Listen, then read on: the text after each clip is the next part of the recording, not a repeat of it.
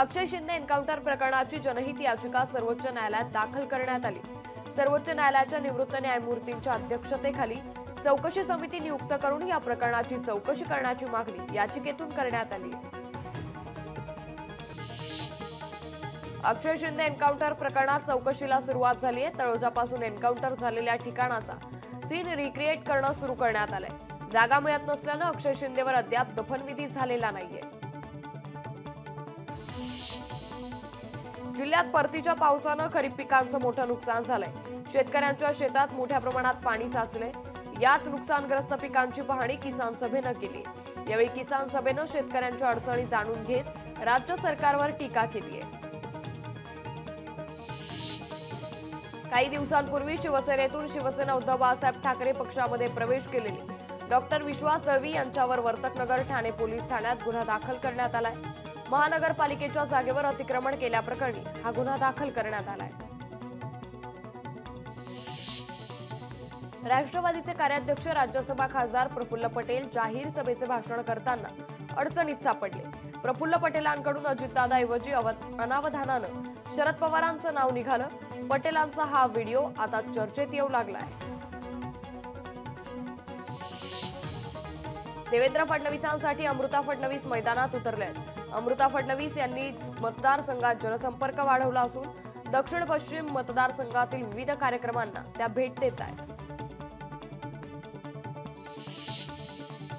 कल्याणमधील ऐतिहासिक दुर्गाडी किल्ल्याच्या पायथ्याशी अनधिकृत बांधकामावर पालिकेनं हातोडा मारलाय। मोठ्या संख्येनं पालिका आणि पोलीस कर्मचारी बंदोबस्तात सुरू आहे। अमरावतीच्या दर्यापूर येथे दामिनी रेस्टॉरंट आणि बारमध्ये 13 वर्षीय अल्पवयीन मुलीवर अत्याचार झालाय। दर्यापूर येथील एका सत्ताधारी पक्षाच्या नेत्याच्या हॉटेलमधील ही धक्कादायक घटना आहे। 25 वर्षीय आरोपीला पॉस्को अंतर्गत गुन्हा दाखल करून अटक करण्यात आली आहे।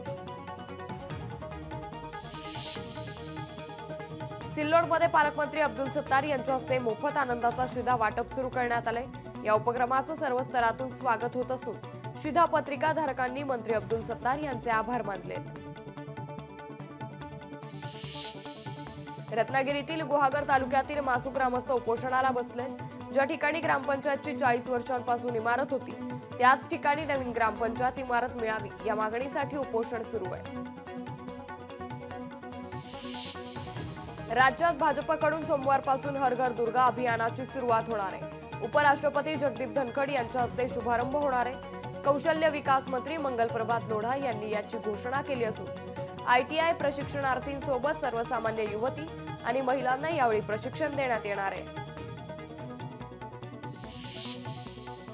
रत्नागिरीत काँग्रेस विधानसभेच्या जागेसाठी आग्रही असल्याचं दिसून येत आहे। रत्नागिरी, राजापूर आणि चिपळूण विधानसभेची काँग्रेसनं मागणी केली आहे। त्यामुळे रत्नागिरीवरून महाविकास आघाडीत रस्सीखेच पाहायला मिळते। औरंगाबादचा पालकमंत्री नाही होऊ शकलो मात्र छत्रपती संभाजीनगरचा पहिला पालकमंत्री झालो असं वक्तव्य अब्दुल सत्तार यांनी केले। अंबादास दानवेंना कृष्ण लीला बंद करण्याचा सल्लाही दिलाय। वाशिममध्ये पंतप्रधान ग्राम सडक योजनेतून झालेल्या नवनिर्मित डांबरी रस्त्याचा मध्यभागी चक्क पळसाचं झाड उगवलंय। त्यामुळे हा रस्ता किती दर्जेदार झालाय याचा प्रत्यय येतोय। उपमुख्यमंत्री देवेंद्र फडणवीस यांच्या कार्यालयातील तोडफोड प्रकरणी मंत्रालयातील 2 पोलीस दोषी असल्याचं प्राथमिक तपासात समोर आलंय। गोंधळ घालणाऱ्या महिलेकडे पास नसताना ती आत कशी शिरली असा प्रश्न उपस्थित करण्यात आलाय। ओबीसी विद्यार्थ्यांचे तयार असलेले हॉस्टेल सुरू करा अन्यथा आंदोलन करण्यात येईल असा इशारा राष्ट्रवादी शरद पवार पक्षाचे प्रदेश प्रवक्ते कराळे मास्तरांनी प्रशासनाला दिलाय। 2014 पासून ओबीसींच्या मुलांना झुलवत ठेवण्याचं काम सरकार करत असल्याचा आरोपही त्यांनी केलाय। रत्नागिरी सीआरझेड मधील अवैध बांधकामांवर आता कारवाई होणार आहे। 2019 मधील केंद्र सरकारचं परिपत्रक मुंबई उच्च न्यायालयाकडून रद्द करण्यात आलंय।